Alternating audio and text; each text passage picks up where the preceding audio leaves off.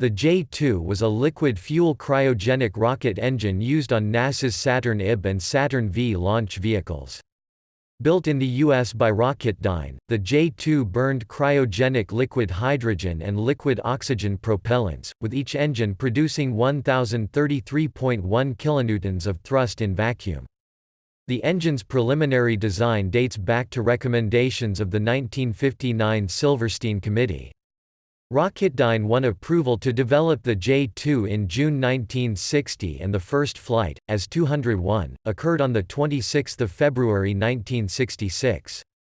The J-2 underwent several minor upgrades over its operational history to improve the engine's performance, with two major upgrade programs, the de Laval nozzle-type J-2S and aerospike-type J-2T, which were cancelled after the conclusion of the Apollo program. The engine produced a specific impulse of 421 seconds in a vacuum and had a mass of approximately 1,788 kilograms.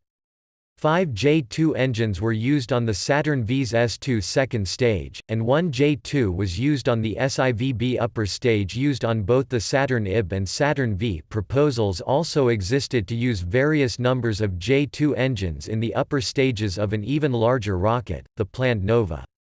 The J-2 was America's largest production LH-2 fueled rocket engine before the -25 Space Shuttle main engine.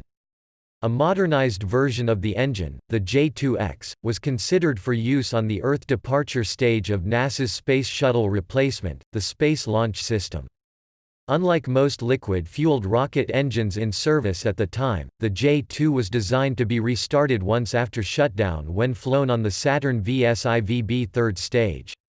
The first burn, lasting about 2 minutes, placed the Apollo spacecraft into a low Earth parking orbit. After the crew verified that the spacecraft was operating nominally, the J-2 was reignited for translunar injection, a 6.5-minute burn which accelerated the vehicle to a course for the Moon.